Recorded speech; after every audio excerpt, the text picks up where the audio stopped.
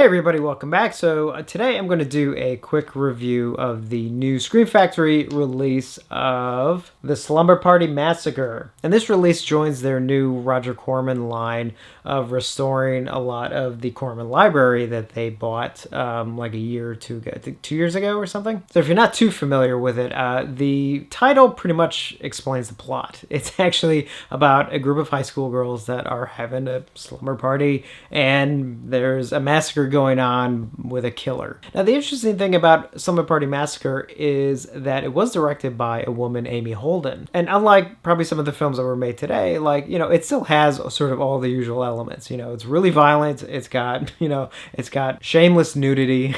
It's got all the elements that probably should be there with, a title like this. But I think one of the things that she brings to it is that the main characters, they're not like just there for their looks or anything. Like they're cute girls, but they each one has a personality. There's a couple interactions that, definitely seem a little bit more realistic than I think you would normally find. And I do think that is something that she probably brought to the film that may not have been there originally. Also, the other interesting thing, which as you can see from the cover right there, the killer is not wearing a mask in this film. He's actually, you see his face and you see it, early on.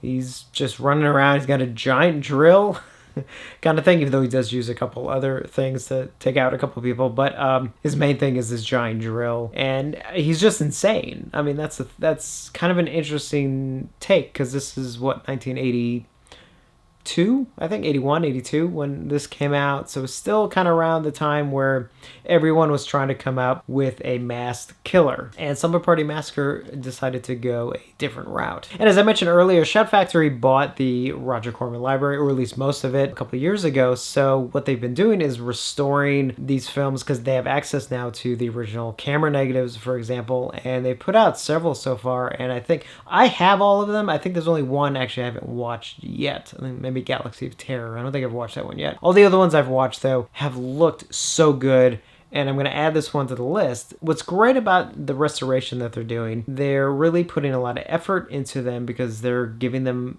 fresh 4K scans, but they're not just for Blu-ray release. They're restoring them, obviously, for a Blu-ray release, but also to have a 4K archival digital file, so a raw file, to archive for future use, and to create new DCPs for theatrical presentation. Now, for those of you who don't know, the thing about 4K is that in the digital realm, a 4K file is the 1-to-1 equivalent of 35 millimeter. So having a raw 4K file that they can archive is sort of the digital version of having the camera negative. And these files are huge. I mean, for even, this film I think is like 80 minutes, and that file, I can't tell you how many terabytes of information that actually is a raw file. So you can imagine when that file is then, sort of compressed to put on a, 50 gigabyte disc, you can see the difference there. The thing about a film like Slumber Party Massacre, just like some of the other ones that have been put out, is that it is, it's a low budget film. It's, not shot on like the highest grade film stock. So usually these films are very grainy. A lot of times the prints that were made usually were very desaturated, and I think that ultra grainy, desaturated look sort of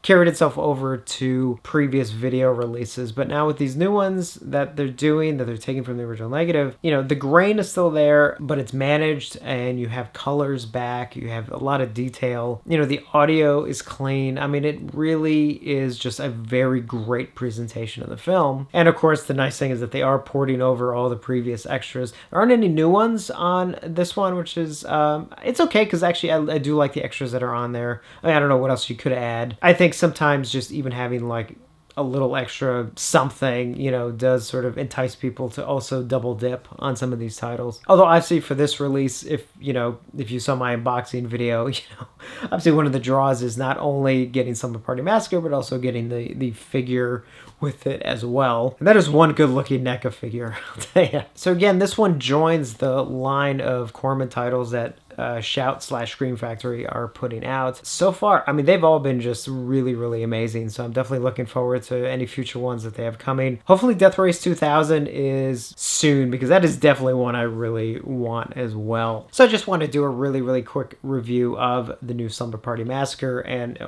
let me peel this off. This does not need to be here. Actually, here. There's the back of the steelbook. I don't even think I actually showed that on my unboxing video. So there, you get something a little extra on this one. So in my opinion, another winner in the Roger Corman library that is coming out from Shout and Scream Factory. Got another review coming up. So as always, thank you for watching, and I will see you on the next one.